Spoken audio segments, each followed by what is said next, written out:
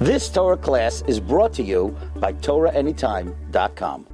All our Torah Anytime viewers. Okay, so tonight, before we begin, we are learning for Lefuah Shlema, to Yecheskel ben Tzila, to Tehila Chai bat Or Sarah, and Moshe Shlomo ben Or Sarah, the Refuat HaNefesh, Refuat HaGuf, B'shoch Sar, Chole Yisrael. I have to make an announcement before we begin regarding the location. So BJX has been very, very gracious to be giving us this location. We've been here, as we were discussing before, for over a year. So if anybody's able to help, defray the cost, if anybody's able to help donate a little bit towards the building, towards us being able to stay here, it would be greatly appreciated. Whoever does, please email me. I will find out the way to donate, and I will send it to whoever wants to earn eternal reward for eternity, a tremendous amount of schutim that you can get. Okay, location, thank you. I don't think you've been here for a while. I don't think we mentioned location, right? It's like, okay. The next 2 weeks. All right. So, so every woman is invited to join us at 1601. Is that the location? I can remember so much. For some reason, addresses doesn't work by me. Okay, 1601 Quentin Road at 8 p.m. almost every Thursday, usually every Thursday, at the BJX, again, location. So, again, thank you for the BJX location. Thank you for the donations of HERETIC for always sponsoring our food, which is delicious and nutritious from Parisia Kosher. I didn't even know that. Please go. Today's class is brought to you by Parisia Kosher for delicious pizza. Okay, so now we're ready to begin, right? Yes, okay. Finish the announcements. Okay, so let's begin. So we are, what class number is this? 5. We're on class number 5, thank you, of the 13 Principles of Faith. So remember what day it is and what I'm speaking about. We're on the 13 Principles of Faith. Let's do a quick recap on we're today going on, I believe, number 7. So let's do a quick recap on the first 6 of the 13 Principles of Faith. So number 1, we mentioned, technically, that's what we mentioned. So, but anyways, the first principle, let's go very quickly. By the way, I don't know if you realize that with this particular series in classes that we're doing, even though it's a shorter series, I am always recapping the things that we mentioned beforehand because of the importance that it is. I cannot emphasize enough how important these fundamentals are. We spoke last week we spoke about prophecy. People are like, okay, whatever. People don't realize how fundamental it is to Judaism to understand these things. Again, I don't know if people also realize the way that I've been working, we've been doing it in a very, very gradual, very, very systematic fashion. We first started, we did 32 classes on proving God and proving the Torah and proving the other religions. We've went very, very systematically on proving that other religions are not the correct one. Judaism is the correct one. How do you know that there is a God? How do you know that Judaism is the right religion? What do you do about the oral law, about the rabbis? And how do you deal with Bible criticism? We went very, very systematically. Once we finish the idea that we know that there is a God, we know that Judaism is right, this is the next step. This is the foundation. So by repeating this, I hope to emphasize that it is very, very important to know these things, to understand these things, to memorize these things. So number 1, we mentioned that regarding God, God is a boreh. God is the one. This is the first principle of the 13 Principles of Faith, that God is the creator of all things. Yesh me'ayin. God is the one who creates everything from nothing. Even furthermore, we said that God is a manig. Manig means that God oversees everything. God not only creates it, but God is also overseeing the creation. Every single thing that happens in your life is overseen by God. Good, bad, and the ugly is all overseen and done by God.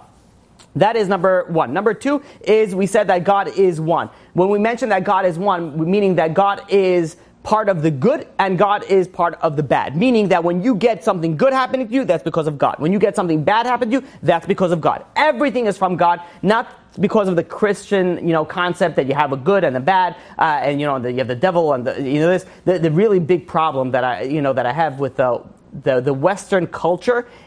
Because Christianity took from Judaism practically everything normal, and then they inserted everything other than normal into that, there's a lot of misconception regarding Judaism because what they understand about Judaism is based off Christianity, and it's very, very wrong.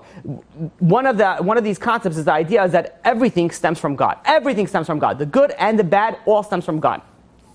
Even when you're dealing with angels, and angels are doing and messengers and things like that, that's all from God. Angels are a free will entity that is just a complete and direct messenger from God. Then we mentioned also that number 3, that God is incorporeal. God does not have a body. En lo guf. God does not have not a spiritual body, not a physical body. God is not spiritual. God is not physical. God is something above and beyond the whole idea of spirituality and physicality. The idea with spirituality also, this is more like one step, like this is like the extra credit, that God, created spirituality. God created physical. God created spiritual. That is number 3. Number 4 is that God is the first and God is the last, which, by the way, is very hard for us to comprehend. We could only understand things that are based off time and matter. So if you're telling you something that exists before time, how do you even begin to picture that? The same idea that we can't begin to picture nothingness, we can't even begin to picture the idea of what happened before time. It's very, very difficult for us to understand this concept. The idea why the 13 principles of faith is working this way is, number 1, we have to realize that we don't understand God because of our limitations, our human limitations. The next step is that not only do we don't understand God because of our human limitations, we also don't understand God because of all limitations of creation. Everything physical, we can't even begin to comprehend it. That was number 4. Number 5 is, we said that you're not able to pray, you're not allowed to, you're not able to, both of them pray to anybody else other than God. Only God you're able to pray to. The idea behind this, we mentioned, is that in order to have the highest level of prayer, you have to do something called self-nullification, meaning that you know that you are nothing, that everything that comes directly from God, and that everything that happens, good and bad, is directly from God. So you see how, I don't know if you guys realize how things are really related to each other. So when you realize that you are nothingness, and this is the whole idea of bowing down, you're putting yourself down, korbanot, you're having the sacrifices, also the idea of you're the sacrifice, you're self-nullifying yourself. When you're, and by the way, that's going to come into effect today in today's class. When you're, the more that you have the self-nullification, the more that you realize that everything comes from God, that means that you're increasing your kavanah in your prayer, in tefillah, and that means you have more of a chance of having a stronger prayer, more likelihood of getting answered as well. The difference between that and idolatry is that self-nullification and is the correct way to pray. Idolatry is all about me. It's all about whatever I want. So those are the difference. And then the 6th principle we said is that everything that the prophet said is true. Everything that the Jewish prophet said is that it is true. Technically, they're both in the same sentences. Everything that the prophet said is true, and everything that the Jewish prophet said is true are equal. I don't know if you guys understood what I just mentioned. If you did, good. If you didn't, then I don't want to cause any more heat that I already have on me. So let's leave it at that. The idea with prophecy is, why is prophecy so important? Prophecy was entered into the 13 principles of faith, meaning that if you're converting to Judaism, you have to know these 13 principles. Why is so important the idea of prophecy, of nevuah? The reason is because the only way that we know what God wants, the only way that we know the Torah, is through prophecy. Like we're going and we're saying, this is what God wants us to do. We have 613 commandments. You have this what you need to do, this what you're not supposed to do. How do we know? The answer is prophecy. So prophecy is what the Torah stands upon. Now prophecy, what we mentioned last week, that it doesn't happen just to anybody. It happens to, I believe my exact words were, to people that are very, very, very, very, very, very, very, very, very, very, very holy. And the reason why I'm saying so many verys is that you don't think, the Rambam says only fools think that God will just pick some random person to prophesize. Like the emails and the messages that I get of the people that are Mashiach, the people that have a direct connection to God, these tremendous amount of holy, who don't know anything about God. Don't know anything about God, but they are speaking to Him on a one-on-one level, and I'm like, listen, my name doesn't end with a psychology. What does psychologist ends with? It's not a P C Q W A B C D E F G. So that. Whatever it is, the letters that comes out after a psychologist, that's not my name. I'm like, I don't know why you're talking to me. You're supposed to be speaking to somebody who's wearing a white lab coat. The difference, the difference is that it's a very, very, it goes on to very holy people, not just to anybody that thinks that it's going to happen. Furthermore, it's a very, very traumatic experience. The prophet lose complete control. They're falling on the floor. They don't have any, and even furthermore, the prophecy that they get is sort of in a metaphor, in an allegory. They don't get the full. They get the full prophecy, but it comes in sort of a metaphor. Okay, so that is a very, very short recap Okay, so now, the recaps are slowly getting bigger and bigger and bigger because, 6, by the time we're going to get to the 12, the goal is that by the time we get to 13, you should have everything memorized because this guy's repeating it forever. I don't know what's going on over here. So anyways, okay, so let's begin with the 7th principle, which is what we're speaking about tonight, and that is, Ani ma'amin be'emuna shlema. I believe with perfect faith, with perfect knowledge, שנבואת Moshe Rabbeinu עליו השלום. We're speaking about Moses, Moshe Rabbeinu, that his prophecy, היתה אמיתית. It was true prophecy. ושהוא היה אב לנביאים. He was a father of all the prophets. לקודמים לפניו, that those that came even before him, ולבאים אחריו, and those that come after him. He is the greatest of all the prophets. Now we have... The prophet and the Jewish prophet, the prophet met Moshe? The what? We said before the prophet and all the Jewish prophets. So yeah, that's very good. So that's what I think this is what you're asking. We said before prophecy. Now we're saying Moshe's prophecy. We said prophecy is legit, but like Moshe's prophecy, that is a whole nother level. So this is the question that we have to try to figure out today, is we already discussed prophecy. We already said that prophecy is very important to Judaism. This is the way that we have the Torah. This is the way that we understand Torah. Why do we need to add that extra criteria of Moshe Rabbeinu? What is this gaining for us more than what we already had before? You understand the question? Was that your question? Good question then. Okay. He was speaking, Hashem was speaking directly. Yeah, so what's the difference? It's not a prophecy, it's not what you dream about, it's like real. You're right that it's on a higher level, but why is it, what is so, if they made it into the top 13, there's got to be a reason, not just to tell you, hey, by the way, Moshe was really, really special. That's not what the Torah is, that's not what we need, the 13 principles of faith. Yeah. Could it be because he didn't want to accept it? He felt like his brother should be there and not him? He wasn't that great? We're going to be speaking about whatever you just mentioned. Yes, we're going to be speaking about it. It's going to come into play a lot, but it's not the direct answer, but it's the indirect answer. And you'll soon see what I said by it. Okay, so let us begin. So now, if somebody goes and somebody does not believe in Moshe Rabbeinu, someone says, no, the Moshe Rabbeinu's prophecy is not legit, whatever, anything he says about Moshe Rabbeinu that's not true, he knows that regarding his prophecy, he knows that person is known as an APIKORES, and that person has no share in the world to come. I believe we mentioned before the severity of no share in the world to come, not a place that anybody wants to be, not a place that anybody you know wants to be, and not a place that anybody that you know who knows wants to be. We're going to stop now. Okay, so now when we speak about Moshe's prophecy, we know that in Bamidbar, in Numbers, chapter 12, verse 8, it says, Pe'el pe'adaber bo.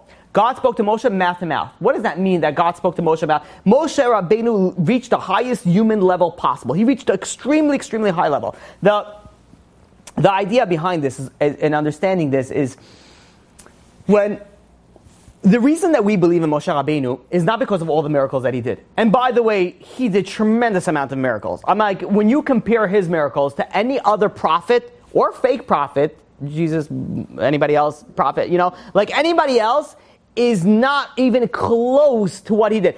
You're talking about somebody who, through his, if you want to call them miracles, 10 plagues, we could just stop at plague number 1, and he already beat everybody. He already beat everybody else. But 10 plagues he went through. Then there was a splitting of the sea. We know obviously it wasn't him; it was all from God. But it was through he was the I don't call it a vessel, but he was the one who led the Jews through this.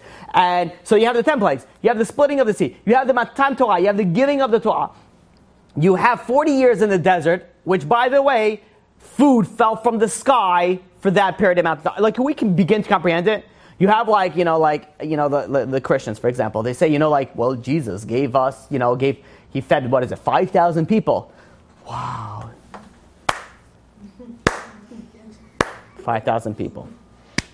Moshe Rabbeinu fed 600,000, that's just men. Between you're talking about over 3 million people he fed for 40 years. What is 5,000 people? That proves, that's going to prove to you that everything Moshe Rabbeinu said is nullified because somebody fed somebody or attempted to feed somebody. We're not going to get into that. You begin to understand the miracles that happened in the time of Moshe Rabbeinu.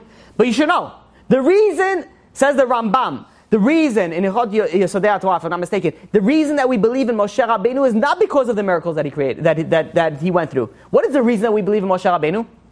The reason, says the Rambam, that we believe in Moshe Rabbeinu is because we stood at Har Sinai, Moshe Rabbeinu stood at Har Sinai, we saw God speak to Moshe Rabbeinu and say, Moses, tell this, that, and it goes on for all the commandments. And then Moshe Rabbeinu said, the commandments. The reason why we believe in Moshe Rabbeinu is because we saw that God was speaking to Moshe Rabbeinu. There is no higher level in prophecy than that. Like everybody in Har Sinai in the time of giving of the Torah, we were all there and we witnessed everything. It's like somebody who witnessed a car accident.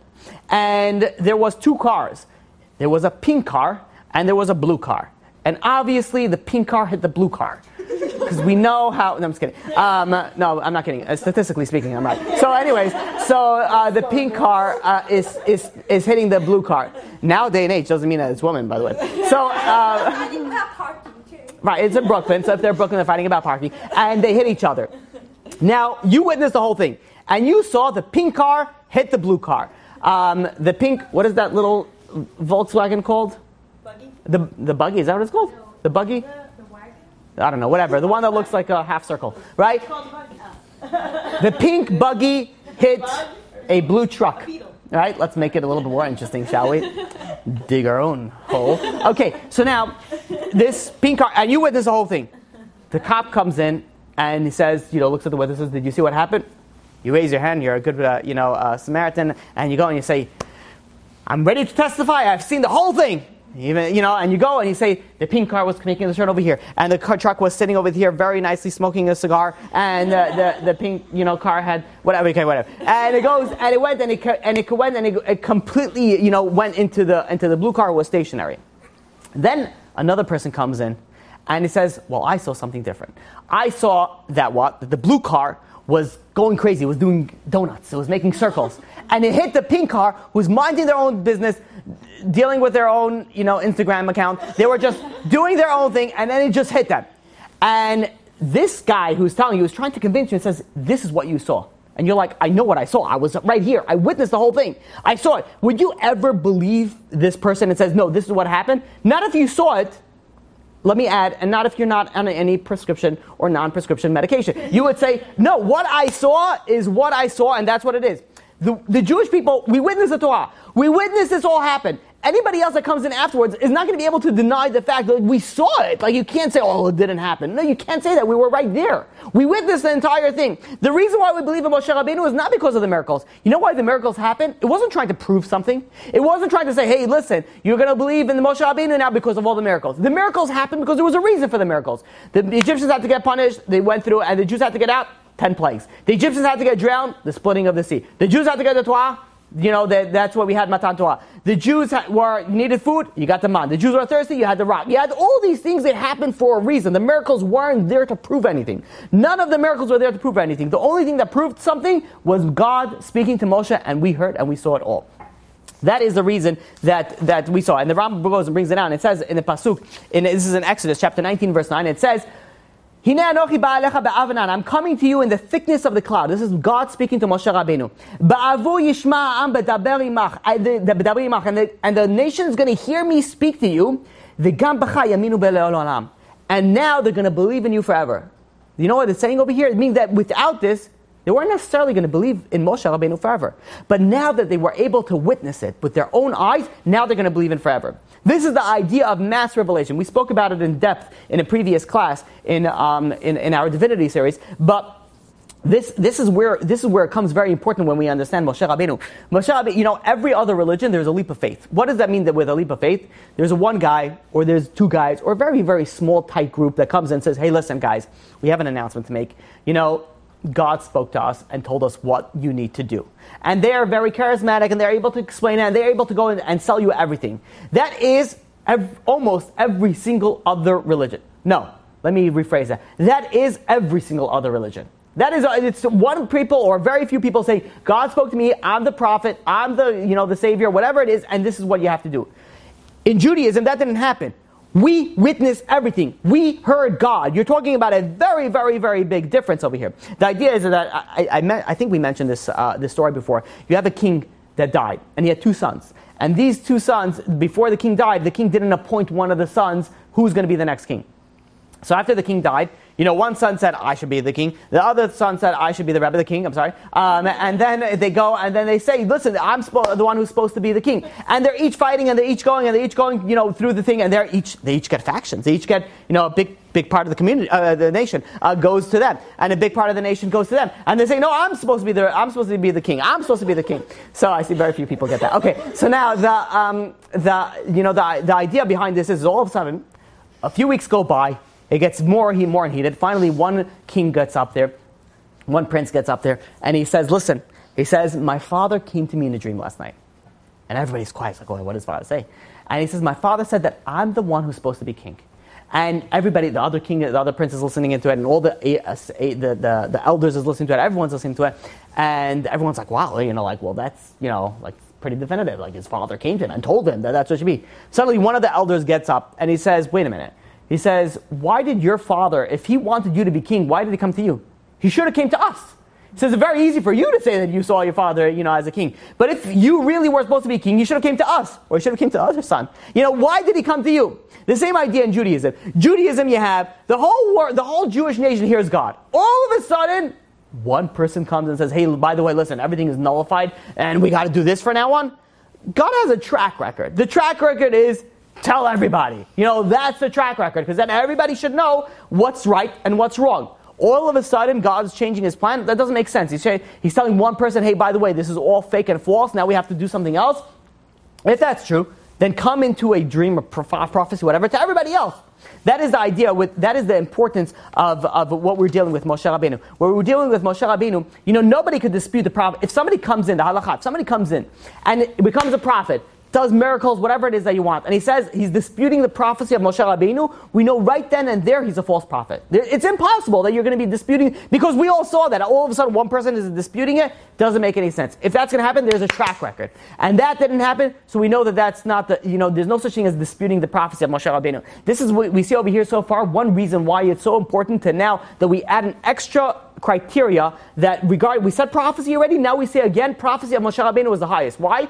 Showing you that the Torah is not changing. The Torah is not change. The Torah does not change. The Torah is not going to change. Why? Because we see the way that Moshe Rabbeinu got the Torah is very, very different than anything else that happened in history. So let's go on to step number 2. Step number 2, we have to understand that the Rambam brings down there's 4 differences between the prophecy of Moshe Rabbeinu to the prophecy of all the other prophets. Difference number 1 is that all the other prophets, they got the prophecy in either a dream or a trance while they're awake. They lost their focus, and they became into either a trance or while they're sleeping in a dream. Moshe Rabbeinu was fully awake while he was getting prophecy. That's number 1.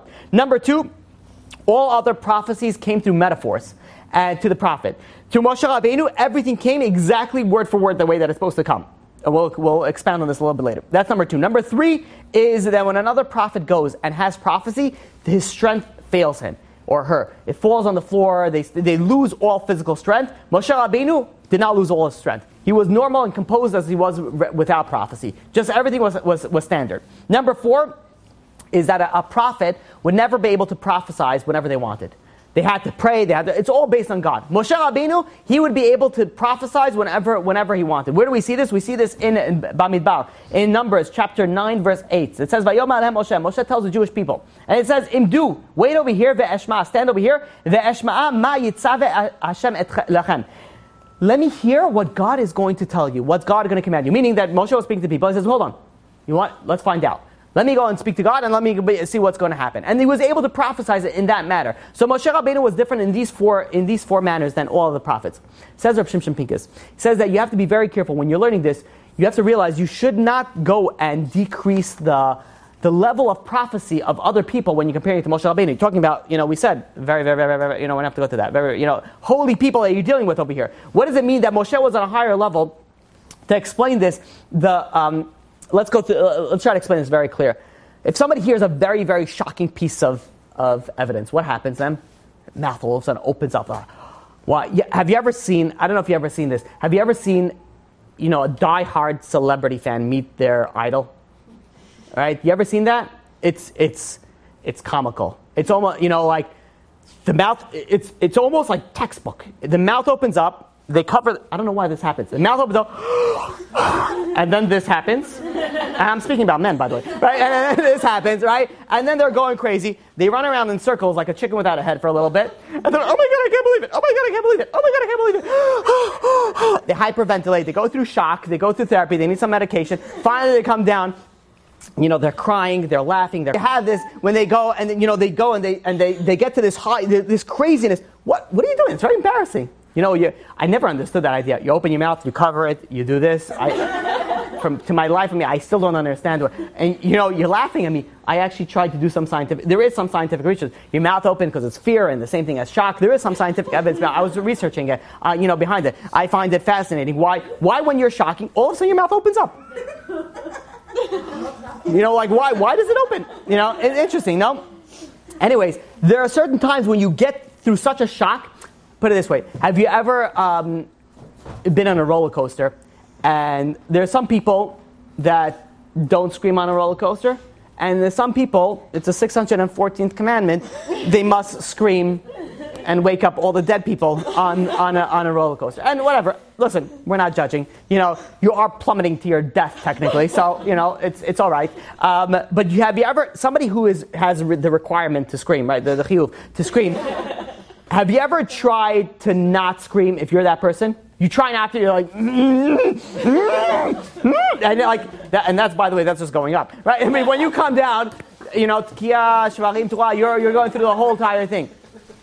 There are certain times in life that you just lose control. I'll tell you an embarrassing story.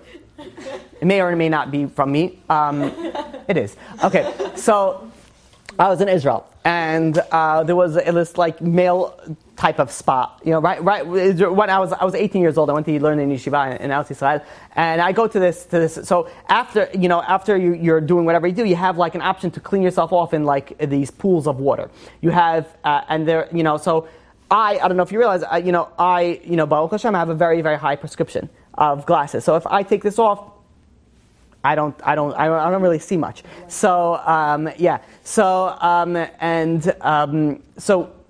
You didn't lose your glasses. No, I didn't lose my glasses, but you're going into the water, you take off your glasses. You're not going to go into the water with the glasses. So I'm like, okay, listen, I'm about to leave. Let me go, clean myself, dump in the, go dunk in the water. And I take off my glasses and I walk to the place where I know where the water is. First time ever there.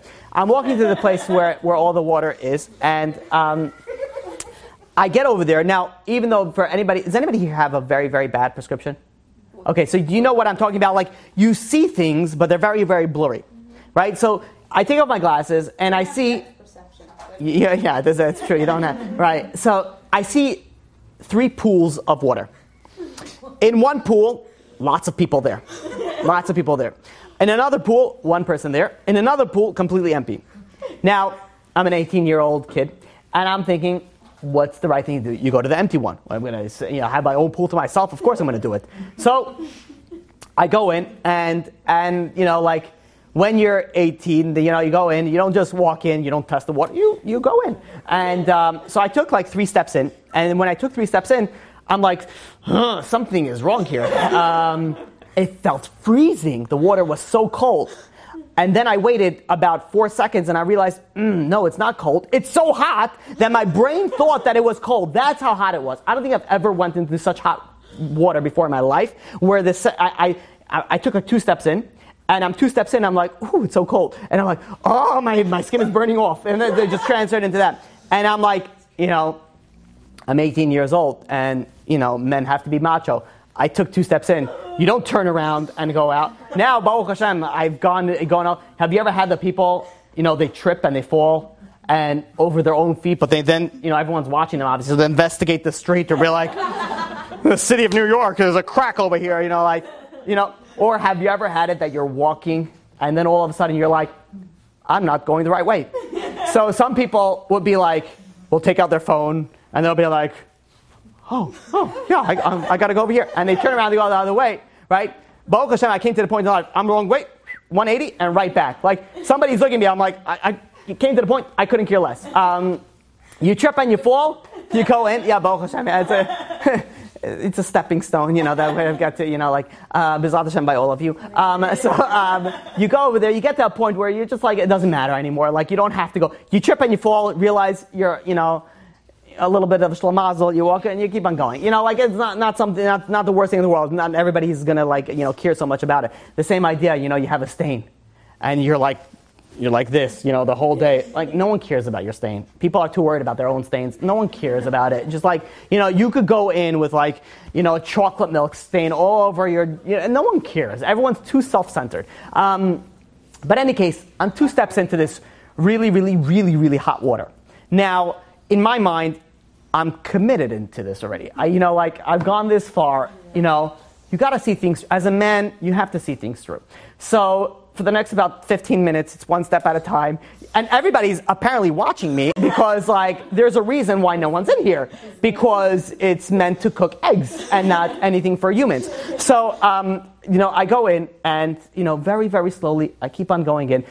Baruch Hashem, with grace of God, I'm able to go in. And then, when you go into these type of pools, you don't just sit there. You completely dunk yourself inside and, you go, completely clean yourself off. So, I still have a feeling that everybody's still looking. I can't look because I can't see, but I'm saying, I'm assuming everybody's still. So I'm in my mind, I'm I got to dunk, and I'm my other voice is saying you're gonna burn your face off. So you already burned most of your body off, and I was no, I got to do it, and I go and I work off my courage, and I dunk all the way in, and then I get up. Now, something very interesting happened when I came up. I didn't faint. No, Baruch Hashem, I didn't faint. I get up, and a noise came out of my mouth that was not intended to come out of my mouth. It may or may not sounded like a dolphin.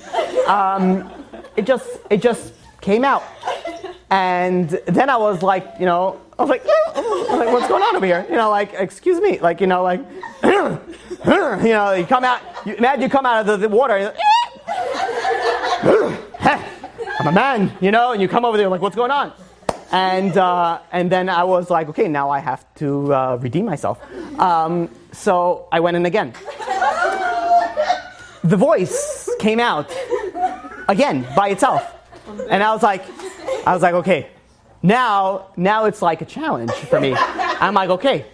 I'm psyching myself out. I'm focus, focus, no voice, no noise. What's going on over here? I go in again, another voice comes out. And I'm please God. What's going on over here? Why is voices coming out of my mouth? The more, I could not stop it. Never in my life had it happened, and it happened, one time it happened. I never understood why until I started learning about this subject. Now I understood why it happened. Maybe I'm sure there was other reasons, but now I understood one reason why it happened to me. There's sometimes you realize that you are completely not in control. I was not in control. As much as I tried to be in control, as much as I tried to prevent that awful noise from escaping my lips, I couldn't. It just came out. And I tried. I focused very hard. It couldn't happen. I don't know why. It wouldn't happen. Now, when we look at prophecy, a prophet, when they hear all of a sudden, when they get this message, they lose complete control. You know why? They're in so much shock. They're dealing with godly, you're dealing with divine information.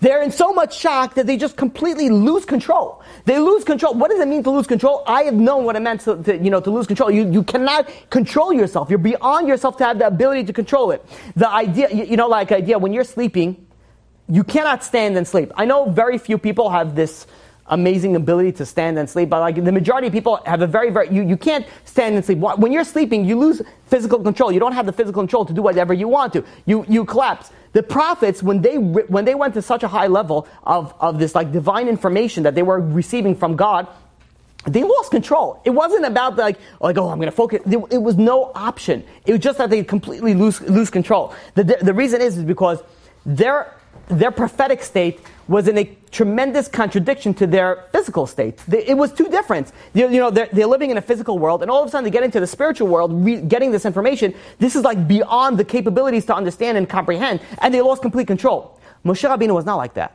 All the prophets lost control when they got prophecy. Moshe Rabbeinu did not get that. Why? Because there was no contradiction between the physicality of him and the spirituality of him. It says in Devarim, in Deuteronomy, chapter 33, verse 1, Moshe Ish Elokim, Moshe is a man of God. What does it mean? That he raised himself to such a high level of spirituality, that the spiritual and the physical was not a contradiction. So when he was dealing with divine prophecy, It wasn't something all of a sudden that like completely lose control. He was such a high level that it didn't lose control. Do you understand the difference over here?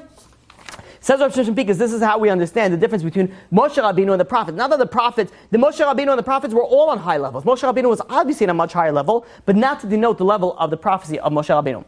Now, we have to understand, how did Moshe Rabbeinu get to this level? How was Moshe Rabbeinu able to get to such a high level that no one ever was or will be able to reach this type of level?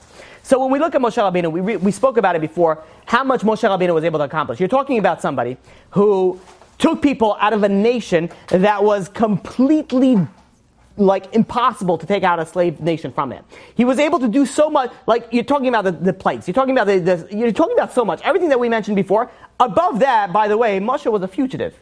He wasn't like Moshe Rabbeinu was a fugitive. He had to run away from Egyptian. And by the way, he was known. He was seen to others as an Egyptian. When he saw him, they saw who helped you, who saved you. It was an Egyptian man. Moshe Rabbeinu was known as an Egyptian. So you have an Egyptian man, who, by the way, saved the Jewish people by a person who enslaved the Jewish people, the person that he calls father. Paro, he lived in Paro's house, or grandfather, depending, grandpa, I don't know, whatever. Moshe Rabbeinu was not where the Jewish people were expecting to see their salvation from. This is what you're dealing with Moshe Rabbeinu. Moshe Rabbeinu was not a charismatic speaker, and that's why he was able to take things out. In fact, he said he was aras fatayim. He didn't have the ability to speak well. Everything was which is an obvious, showing that everything is directly from God. How was Moshe Rabbeinu able to reach such a high level? So there's a story that is told that there was a king during the time of Matan Torah, and the king goes and hires an artist, and he says, listen, and he says, I want you to go and get into the this is a non-Jewish king. I want you to get into the Jewish camp. I want you to look at Moshe Rabbeinu. I want you to draw me a portrait of Moshe Rabbeinu.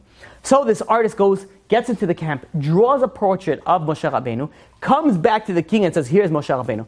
The king goes, calls all the sages, calls all the people that have very, very good knowledge on reading people's faces and facial expressions and understanding who they are by just looking at their picture. So they call all the greatest chachamim in his country in this, and they go and they look and they study it and they come into the conclusion, Moshe Rabbeinu was a person who had a very, very low character trait. A very, very, corrupt character trait. Must be that he worked so hard and that's why he was able to reach such a high level. But this is really what he was. Says Rabbi Shua Leib Diskin and Rabbi Shimshon Pincus, and says that this is not true. Why is it not true? First of all, how did this artist get into the camp? This camp was surrounded by an Anei Kavod. Yitro, Moshe's father-in-law had a hard time getting in. An artist is going to be able to come in? And furthermore, Moshe has corrupt character traits. We know in the Torah it says when Moshe Rabbeinu was born, light filled the room all of a sudden. When he was born already, he was already on a high level. He was born circumcised. He was born on a high level. Says Reb Shimshon Pincus, and he goes and explains it. Says, you know how what this was trying to accomplish, and falsely tried to accomplish, is that imagine somebody from Latvia comes over to you, and that's a place, right? Okay, and he goes and he says, how is it that America went and reached the moon? And you tried to explain and say, listen, America, we had a spaceship, but we built this spaceship on a very, very high mountain, and then we built a very, very high platform, so we're already very close to the moon, and then we left from the spaceship, we went up to the moon. Did that make any sense? It doesn't make any sense. The difference from the highest mountain to the moon is infinitesimal. It's so tiny compared to the difference on a flat surface, where you have the lowest point of the Earth to the moon. Like that little edge is not going to make a difference. The fact that you're building all of a sudden a big tower is not going to make you closer to the moon per se than if you didn't build a high tower.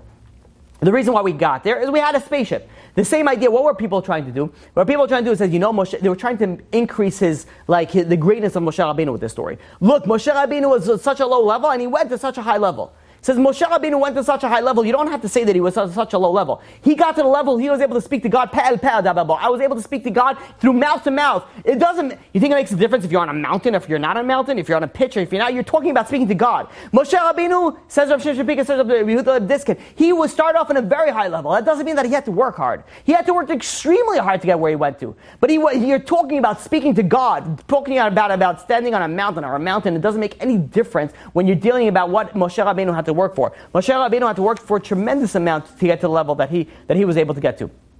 So now, Moshe Rabbeinu, he had to work hard to get to where he got to. How did he get to it? What was that main or one of the main, things that he worked on that was able to reach such a high level. Says the Chassidut, he goes and explains. There's many sefer, sefer and the Chassidut, Sfarim and Chassidut that speak about this. That says that it's speaking about Moshe's bitul. Bitul is like the self-abnegation, self-nullification. Moshe Rabbeinu, the Chassidut goes and explains also that the more one has self-nullification, the more humble a person gets. Moshe Rabbeinu got to such a high level of nullification before God and humility before God that he was able to go to such a high level. And this is the character trait that was able to bring him higher above the rest. Now, Moshe Rabbeinu, it says in Shemot, chapter 16, verse 8, it says Moshe Rabbeinu, it says, V'nachnu ma, what are we? What are we? Meaning, Moshe and Aaron said, what are we? We're nothing. Humility is showing to the level that Moshe Rabbeinu was. And also in Bamidbar, chapter 12, verse 3, it says, V'ha'ish Moshe anav me'od mikol adam. Moshe Rabbeinu was more humble than all other men. All other men, meaning that humility, and by the way, out of all the character traits that the Torah speaks about, praises, the only praise that it gives regarding Moshe Rabbeinu, regarding his character traits, if I'm not mistaken, is about humility. Oh, that's it. Only about humility. Why is humility so important? Rav Moshe Shapiro goes and explains. He says a story about Rabbi Yonasan Eibschitz that says that when Yom Kippur was coming, Rabbi Yonasan Eibschitz was a big rabbi. He wanted to go and sit next to and pray next to somebody who is very, very humble. So how is he going to get to somebody who's very humble? He has to do his due diligence. He has to do research. He was going to find somebody who's very, very humble, and he heard somebody who was, after he finished praying, he says, I am dust, I am dirt after I die. Even more so while I'm alive, I'm also dirt. I'm also nothing. Says Rabbi Yonasan Eibschitz says, look at this guy. He's so humble. He says, I want to pray next to this guy. So Yom Kippur night, he goes and he prays next to this guy. This guy's crying. This guy's doing his job. Rabbi Yonasan Eibschitz says, I picked a good guy. I go stand next to him, and everything is excellent. The next day, the time for, the prayer starts, and then there's time for getting Aliyah, to read before the Torah. And this guy who's sitting next to him got a chance to get an Aliyah. Now, he didn't get what he thought was the most highest level of an Aliyah that he deserved. So he got very upset, very angry. He says, I don't understand. He says, how come I didn't get the highest level of Aliyah and you give it to somebody else? Rabbi Yonasan Eibschitz was very disturbed by this. He says, I don't understand. He says, yesterday you were crying and you were saying you're nothing. You're so humble. You're compared to dirt even when you're alive. You're such a humble person. How is it today that you're going and you're displaying a sense of arrogance? It says this old man. It says this person who says, when I compare myself to God, I'm very humble. He says, but when I compare myself to this guy, he says, you know who this guy is? You know who I am? He says, come on. He says, I should have gotten the better Aliyah. So he says, humility. There are some people that are very humble outside. They tell you they're very humble. Like, I'm a very humble person. I appreciate, when someone more humble a person says that he is, the more that you know that he is humble. But also, you go and you say, outside it's very easy to be humble. It's very easy to be humble. You know how you tell if someone is really humble? In the house. There's some people that appear to be big tzaddikim outside the house. All of a sudden they get into the house, they're screaming at their kids, they're screaming at their wives, or they're screaming at their husbands, whatever it is, they're going and they're showing such a level of arrogance. Outside the house, very easy to be humble. Well, I shouldn't say very, easier to be humble. Inside the house, by the people that really know you, it's difficult to be humble. It's difficult to show this humility. You look at Moshe Rabbeinu. Moshe Rabbeinu in Bamidbar, chapter 12, it speaks about a very interesting situation, a very interesting story. Miriam and Aaron are discussing Moshe Rabbeinu. They say, what's with Moshe Rabbeinu? Miriam, Aaron, and Moshe Rabbeinu, all prophets. Moshe Rabbeinu, though, he, separated from the marital relations that the other prophets didn't separate from. Says Miriam, says, I don't understand. Says, why is Moshe Rabbeinu any better than us? Says, we're prophets, we speak to God, and Moshe Rabbeinu speaks to God. Why did Moshe Rabbeinu go and separate himself? Why did Moshe Rabbeinu go and have to go and disengage from this act, as opposed to that we didn't need to do that? Then, this is the way the Psukim goes on. Then the Psukim sort of interrupts the whole story, and it says the Pasuk that I just mentioned before. And Moshe Rabbeinu was more humble than any other man, any other human being. That seems very odd. Miriam is telling a story. Miriam is speaking, and all of a sudden the Torah speaks in, hey, by the way, Moshe Rabbeinu is very humble, and the Torah goes afterwards, and then that's when God interjects and says, Moshe Rabbeinu, and it goes and explains, Moshe Rabbeinu's, opinion. What's going on over here? It seems like you're saying a story, you're interjecting with a statement, hey, Moshe is very humble, and then you continue with the story. What is this interjection? So the Mefarshim goes and explains, it says, when you're reading the story, it seems that Miriam is speaking to Aaron. And it's saying, hey, listen, what's with Moshe Rabbeinu? Why is he separating, and we don't need to separate it? Really, says the Mefarshim, you know why, what's going on over here? Is Moshe Rabbeinu was also present in this conversation. Moshe Rabbeinu was listening to all of this. Miriam was saying this, Moshe was right there, but he didn't say a word. He didn't say a single thing. That's when God had to interject. English, please. Okay, thank you. That's where God had to interject. Beforehand, Moshe Rabbeinu was not saying anything. You know how you tell the real level of humility? In his own household, if you're humble, that's when you know that you're humble. That's when you know you reach a level of humility that's a level. When all of a sudden, the Torah, why all of a sudden here the Torah is telling you that Moshe is humble? Because the Torah is telling you this story, the situation of what's going on over here. Miriam is speaking about Moshe. Moshe had the ability. He knew that he had to separate. He was on a different level. We just mentioned. This is what we're speaking about the whole day today. We're mentioning at the level of Moshe Rabbeinu. He could have, defended himself, but he didn't. He didn't say a word. He was humble. That's where the Torah says, oh, here you see Moshe's humility. Here you see Moshe's humility. That's when God came in and says, Moshe, Rabbeinu, I speak to Moshe face to face. This is why the reason that Moshe Rabbeinu. But there's a question that we have to understand over here. Moshe Rabbeinu, we know, is very, very humble. But how? How could he be humble? He wrote the Torah. In the Torah speaks about how amazing he is, how awesome he is, how all the great stuff that he did. How was Moshe Rabbeinu was able to stay humble with all this stuff? He knew who he was. He wasn't somebody like, oh, I'm so humble. He knew what he was capable of. He knew what he accomplished. How was he able to stay so humble? Says the Shem Mishmuel in Parshat Shmini. And he goes and he asks this question. He says, how is Moshe Rabbeinu able to stay so humble? And he says that when, he says even furthermore, Moshe Rabbeinu wrote his own praises in the Torah. Says the Shem Mishmuel, he says the reason why he was able to keep himself so humble is that he was able to compare himself to God. He had a very, very close connection to God. When he was able to compare himself to God, he knew, where he was. And that's how he was able to go and bring himself down to this humble level. It says the opposite of Nelson. He says Moshe Rabbeinu, he was a nav mikol adam. He was more humble than all men. This will tell you, maybe he's more humble than angels. Says the opposite of Nassim, no. He's not more humble than all the angels. Why? Because angels are even a closer level than God. The closer that you are to God, the greater that you realize God is, the more humble that you become. Moshe Rabbeinu was the greatest of all men, not of all angels, because angels are even closer to God. They're able to have a greater sense of humility. This is something that the Shlosh says, the Shnei Luchot HaBrit brings down, a very beautiful thing. When the Torah says that he is more humble mikol adam. Why did it say mikol adam? Because the Torah speaks about three people that are humble. Three people that are humble. Number one, you have Avraham Avinu. Avraham Avinu says, "Va'anochi afar ve'efer." I am but dust and ashes. He says, very humble. David HaMelech says that he is anitolat. He's like a worm. Moshe Rabbeinu and Aaron says, "Va'anachnu ma'am." We are. What are we? Says the Shlosh Kodesh. Says, who was the most humble? Avraham Avinu compared himself humble to ashes. David HaMelech compared himself humble towards worms.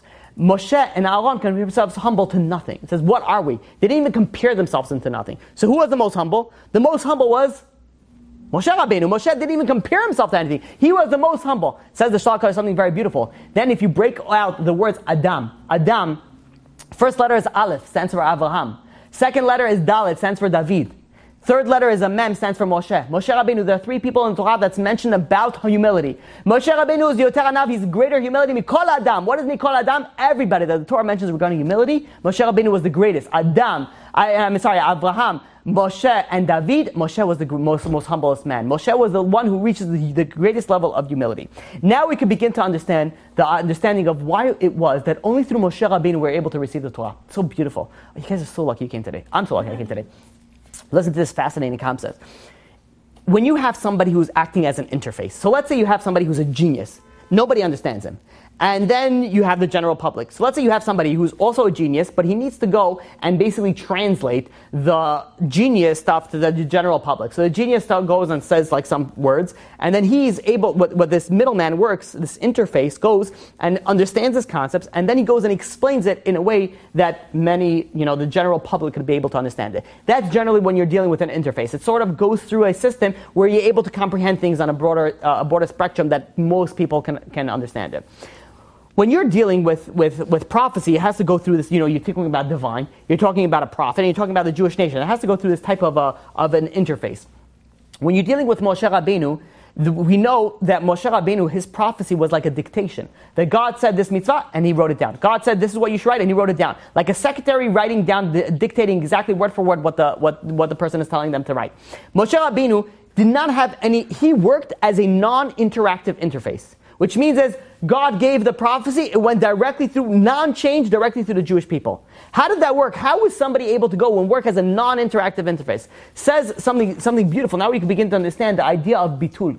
Moshe Rabbeinu had this self-nullification. He was able to bring himself to a level of humility that when he received something, he was in such a level of humility that he didn't change, he wasn't had the ability to change anything. It worked as a non-interactive interface. The only way that we were able to get the Torah, this is a tremendous chidush, and this is the way that I understand it. If we can present a little bit of our own chidush today, the way that Moshe Rabbeinu was able to get the Torah, the way that we were able, because we know that we are getting the Torah directly from God, directly through Moshe Rabbeinu, directly to us, meaning that nothing has changed. What God said is what we have. There's a non-interactive interface. The only way that's going to happen if somebody is extremely humble, has extremely bitul, had this self-nullification, the self-abnegation that is not able to change anything. The only person, the greatest, the only person that is able to do that in history is only Moshe Rabbeinu.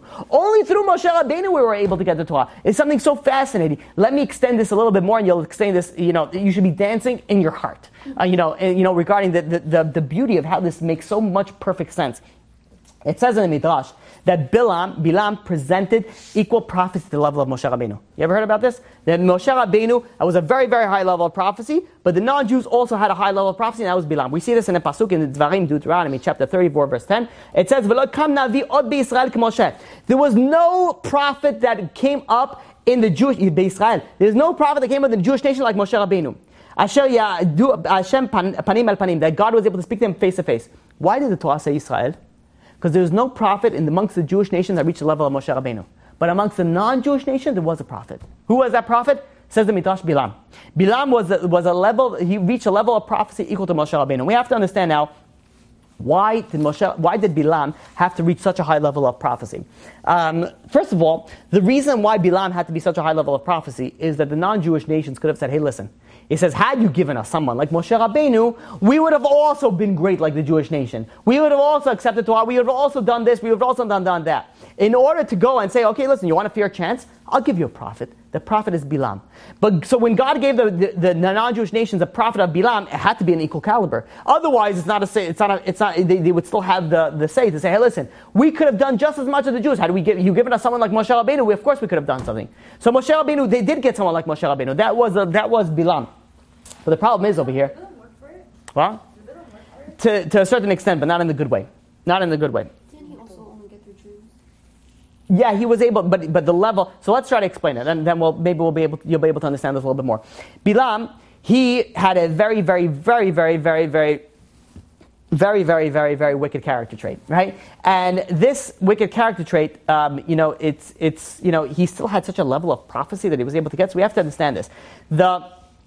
In the Haftorah blessings that we make, we say, Asher bachar b'neviim tovim, that God gave us good prophets. And it goes on, that he said the prophecy in emet. And we have to understand, when the regular prophets went and communicated the prophecy, it was in a different level. It was sort of like, the Shem Mishmol goes and explains like this, that you have two people listening to a class, and they both understand the class. And then you ask them to go and explain the class. They'll explain it a little bit differently. They both come to the same point, to the same conclusion, but they explain it a little bit differently. Each prophet also had the same concept. That each prophet received the prophecy. The Gemara says also that there are no two prophets that they say the same prophecy. Even if two prophets receive the same prophecy, they will present it in a different fashion. Why? Because while they say the true, 100% true, clear prophecy, the way that they received it, it's just like the same two people that heard the class. They come to the same conclusion, but because of everything else that happened in their life, they came through a different upbringing. They have a different perception on how they see reality, and they come and they explain it a little bit differently. The prophets went and they explained things in their own way, in their own perception, in their own way. They're able to be, again, 100% true, 100% clear the same way, but this is the way the Gemara says, if I'm not mistaken, the Gemara in Sanhedrin goes and brings down and says there are no two prophets that are going to say the same prophecy. Now, the reason for this is because, again, based on their own perception. This is the way that prophecy worked. Now, if God would have allowed this to work with Bilam was a person who was very, very wicked, low level of character trait. If God allowed Bilam to have this perception of prophecy in the way that he sees it and perceives it, it'll be twisted and be completely wrong and evil. So God had to, in order to happen to be a true level of prophecy, God had to put it in a level that is directly like Moshe Rabbeinu, meaning that it didn't have the level of prophecy that the prophets would have to have based on their own perception. That is the reason why we had to have Bilam on a different level than Moshe Rabbeinu. Now, than the other prophets.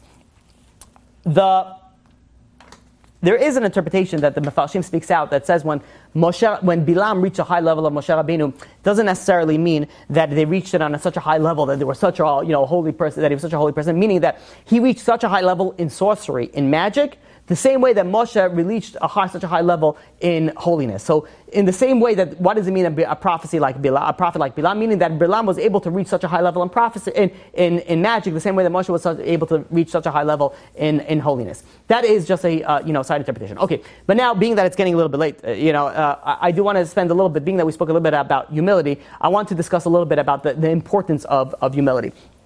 When Rab Dessler goes and says, what's the opposite of humility? Arrogance, very good. Rabbi Dessler goes and says regarding arrogance is like a little child who's learning, the alphabet, who's learning the ABCs. The second the little child learns the ABCs, you ask him, do you want to learn how to anything? He knows everything. A child knows everything. Anybody here as a teacher knows that the second that you teach them something, they know everything. You can teach them, be like, okay, I'll learn, but I know everything already. Like they're in a level that they feel like they learn everything. Then they learn how to put the words together. Like 3 words together, 3 letters together, 2 letters together. And at this point, they think they know everything. And then finally, they learn how to read, and they think they can read and understand everything. In a child's capacity, whatever level they're at, they think that they're at the highest level. An arrogant person is just like a child. An arrogant person thinks that whatever they know the best. I have spoken to people who goes and they tell me, I say, why don't you come to classes more? Maybe you'll understand more about the halachot. Be like, listen, Rabbi, I went to yeshiva for a year already. I know it. I understand it. I'm like, okay. I'm like, that's awesome. In a year, that's pretty cool. You're able to learn everything. What bracha do you make on this? Bracha is a blessing, right, Rabbi? I'm like, you answered my question. What do you mean? And then, as he comes to more classes, he's like, what blessing do we make on this? And I usually reply back, well, didn't you go to yeshiva? What blessing do you make on it? People think, it comes from arrogance. You know everything. You came to yeshiva 1 year. One year, you think you know everything. You know how long it takes to understand everything. It's a lifetime of work, achievement that you have to go to understand everything. You say, people go and they think, you have people, that they'd say, listen, I understand the basic stuff. And that's why we go on. I don't know if you guys understood it. You guys are here for quite some time. I speak a lot of basic stuff, and nobody knows. Nobody knows what I'm talking about. Now, obviously, I speak it in a very deep manner. We go very deep into it. But people think they understand the basics. The more that you learn, the more that you realize you don't understand. Arrogance is where you come and say, I understand, I know everything. When somebody says, let's say there's a topic of a rabbi giving a class, and you're like, oh no, I know that topic already. That comes from arrogance. Really? You know everything about the topic? How do you know? Maybe the rabbi is going to teach you something new. How come you don't go into the class? Some people don't go to certain classes. They hear the topic and say, listen, I know this already. That's pure arrogance. How do you know everything about this topic? This is impossible. I can almost guarantee that every single person that says that, they go to any type of class. Doesn't have to be me. Any other person. Rabbi, you'll learn something new. You'll always learn something new the more that you learn. But people, it comes from arrogance. You think that you know everything. Arrogance comes from you think that you know everything. When you have arrogance, it also prevents you from changing. If somebody has arrogance, we know the Mabu, the flood, one of the reasons that they weren't able to change is the arrogance that they had. They realized, they thought that they knew everything, they had everything. They didn't change. If you have arrogance, if you're an arrogant person, you will never change. You have to understand that about yourself. Most people don't think that they're arrogant. They say, I'm very humble. If you think that you don't have arrogance, you have arrogance, by the way. Right? If you think that, okay, maybe you hear this and you're like, you know what? I should work on this. Then you don't have so much arrogance. But if you think, who should really listen to this? I know an arrogant person. Then you have arrogance. If you're going and you're saying that I don't have this issue, you have this issue. This is like, you can't, because what does it say? It says Rabbeinu B'chai, when Moshe Rabbeinu says, when the Torah tells about Moshe Rabbeinu that he was more humble than any other man, humility is one character trait. Usually we're supposed to go in the middle. Don't be too extremes. The Torah says don't be too extremes. But humility, go to the extreme. The second that somebody doesn't go to the extreme means that you're not humble, that you have arrogance. So if you have arrogance, you have to work on it. The idea with and by the way, it's so in relationships, probably one of the most difficult people to live with is somebody who's arrogant. First of all, somebody who's arrogant, never wrong. Never wrong. You know how difficult it is to live with somebody who's never wrong? who's never wrong. Usually women are never wrong, but that's okay. But that doesn't come from arrogance. But I'm saying when you're living with a man who's never wrong, like, are you serious? You know how frustrating that could be? I have people that talk to me about this. There's nothing that this person can do that it could ever be wrong. Like, I'm sorry. It's, both. There's nothing. It's over. Like, it's so bad. People don't understand the level of severity of this. First of all, even furthermore, somebody who is arrogant, very difficult for them to apologize. An arrogant person, it's like they start stuttering. They don't know. They have to, I'm not right. They start to go slowly. Maybe I'm not always right. The word sorry is very difficult for them to come out of their mouth. An arrogant person is very, very difficult to apologize. An arrogant person first is even furthermore has that everything has to go their way. Everything has to go their way. If you're somebody that everything has to go their way, Mazal tov, you're an arrogant person. You should know that you're a very arrogant person, and it's very difficult to live with you. You should know that. People have to realize the more arrogant that you are, the more difficult it is for someone to love you, including your spouse. It's very, very difficult. I can't emphasize this enough. If you're somebody who is arrogant, it's almost game over. It's almost game over. It's only that the other person has to just give up everything. It's very difficult. An arrogant person also gets angry very easily. Something doesn't go their way. Can you believe it? They did this. How dare you? Somebody says a comment, chas v'shalom, to them in a little way. Someone looks at them. This person hates me. This person this. It comes from such a place. It's very, very difficult. It comes from pure arrogance. Furthermore, also, it's very hard to appease an arrogant person. Have you ever had someone arrogant that you accidentally hurt them? And you say, listen, I'm very sorry. I don't want to talk to you right now. I need some space. Listen, it's been 4 years. I need space. They need you to go to outer space and leave this earth. It's very difficult to appease someone. You could say, if let's say you mess up. Okay, people mess up, and you go and you apologize, and the other person can be forgiving. That person is an arrogant person. Again, obviously there's so many criteria. I'm saying just a basic understanding of it. Somebody who can't say, listen, okay, I understand you mess up, it's fine. If you can't say that, you're an arrogant person. You're such a high level. You're such a good person that nobody could, God forbid, do anything wrong to you. Okay, people mess up. Move on in life. Forgive them. They're sorry. Go on. Move on. It's also when you speak to people about this, it's always about the dumbest things. You speak about people and marriage problems. What did he do? Didn't buy me a birthday cake. It's unbelievable. He doesn't love me. Or she doesn't love me, whatever it is. It doesn't, I'd be like, okay, fine. There's fine. They bought you a birthday cake the next day. It's not even about the cake anymore. It's the principle. Once I hear it's the principle, it's chazak ba'och, I wish you best of luck. There's nothing to talk about. Once you say things, again, there's always situations where it is about the principles. But majority of the times, it's about the principle means that you're arrogant and you can accept an apology. Accept an apology, move on in life. Why you got to make your partner so difficult to live with? Why do you have to be such a difficult person? Everybody who's hearing this doesn't think about it themselves. Be like, no, my partner, yeah, okay. Honey, I have something you need to listen to. And you watch, while they listen to it. Be like, interesting, no? And they're watching and be like, it is interesting, no? And then shalom bayit and shalom al Israel, and it's going to go on over here. And be like, what do you mean you're arrogant? No, you're arrogant. I'm arrogant. You're the one who, you're both arrogant. Stop it. You're both arrogant. We're dealing in a situation where everybody has an arrogance issue. Humility is supposed to go all the way to the end. If you're not going to the end, you're arrogant. Get it with the program. Understand it. The first step of realizing you have a problem is realizing you have a problem. Say, hi, my name is Yoshua. I'm an arrogant person. Hello, nice to meet you. We're all arrogant. That it's something that we all need to work on. It's a character trait that we all need to constantly work on. Somebody who's arrogant also needs to constantly be praised. Now, I mentioned this before whenever I spoke about this. Self-esteem maybe, yeah. That's also something very interesting. What's the difference between self-esteem and arrogance? Anybody know? Somebody who is arrogant, ego, you said? Yeah, somebody who has a high self-esteem doesn't need praises. Somebody who is arrogant needs constant praises from somebody else. Needs the constant validation from other places. When somebody needs the constantly be praised, and now husband to wife, it doesn't. I don't think that this counts. Because why? A husband always has to praise his wife. Always. It's an halacha. This is a requirement. You always have to praise your wife. A wife needs it. There's a whole whatever. The whole class we can speak about this. Just the idea of what I speak to the men about this. No, it doesn't have to be from you. In fact, the women usually like to hear these classes. If you ever want a woman to hear a class, or if you ever want to hear a man here to class, you write for women only, or for men only. Then you know the other gender is going to listen to it. But You did that. in general, I did, and when the majority of people listen to it, to women. So when you write for men only, women like, I have to know, and of course they want to listen to it. Truth is, when you write a class for men only, women are going to listen to it. You write a class for women only, some men are going to listen to it, some men are not. And be like, okay, whatever, I'm lazy. I have other stuff I need to do. Find a woman only. No, they don't get any less. But in any case, going back to the topic at hand, the Torah says that if somebody is a prophet and he has arrogance, the prophecy is taken away from him. If somebody has wisdom, is wise, and he's arrogant, the wisdom gets taken away from him.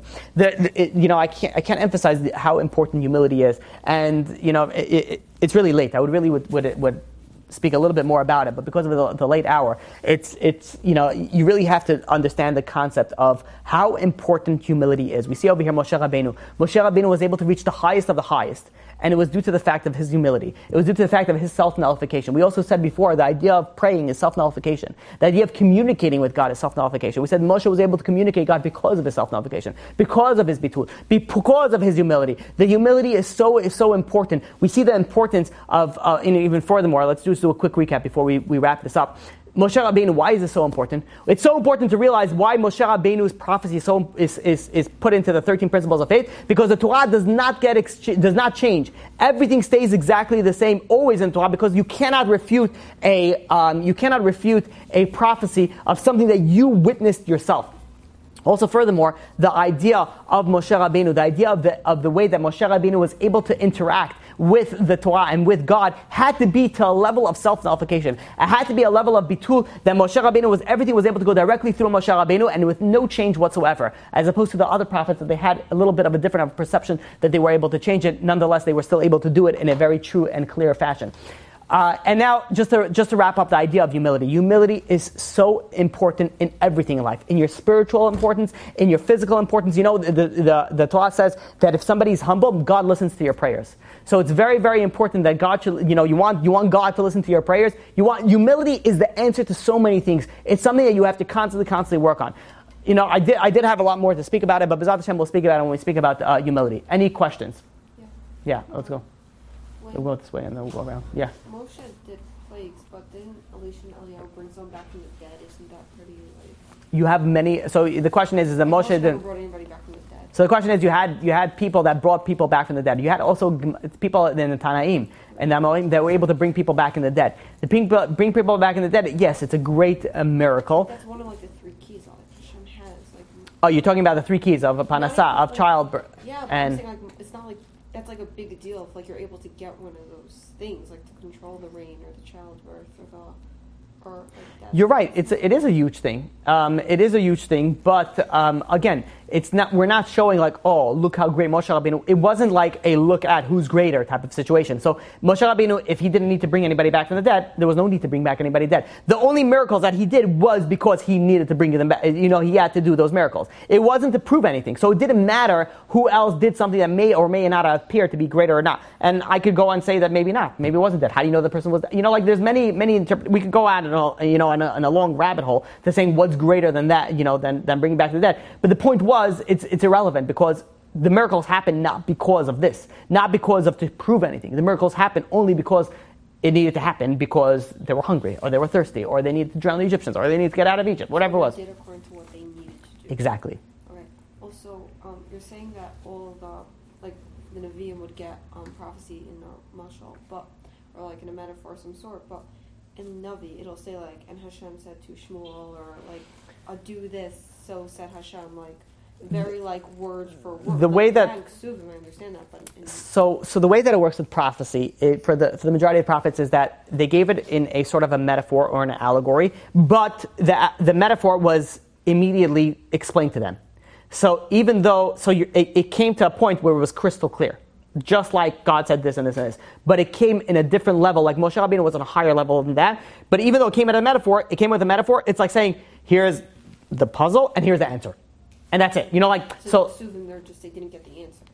And like they had interpreted words. When you're going to the level of prophecy and Ruach HaKodesh and level of Ksuvim, it's a different level of, obviously it was a different level of prophecy. But when you're dealing with prophecy, direct communication from God, when you're dealing it from your perspective, it's irrelevant. It makes no difference. It's not going to make that much of a difference. What's the important part of it is that the 613 commandments, they're all located in the 5 books of Moses, in the Torah. It's all located over there. That is no perception involved. That is directly God, word for word, exactly what God said.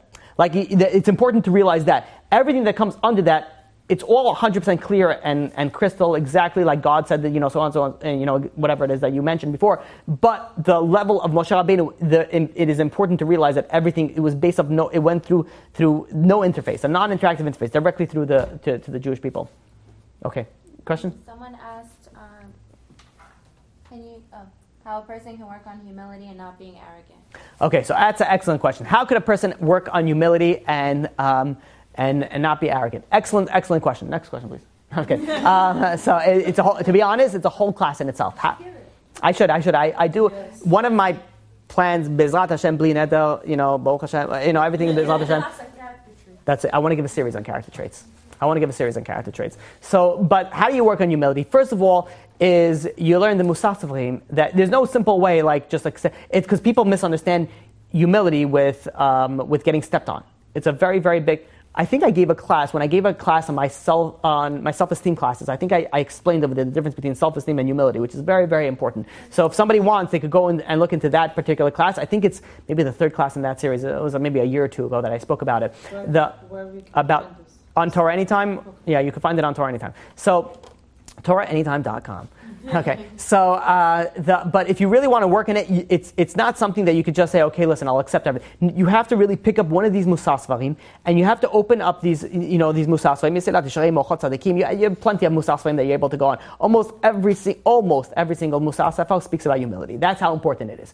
So you open up the majority of the most popular musasvarim. You go and you open up, you look at humility, and you start reading upon it. You go the opposite of arrogance. You go and you read about the humility. It really is going to start, explaining to you of how how you're really supposed to go and work on humility. It's not something that I can answer just like this, accept everything. It's not. It's probably be a series of classes in itself just to understand humility.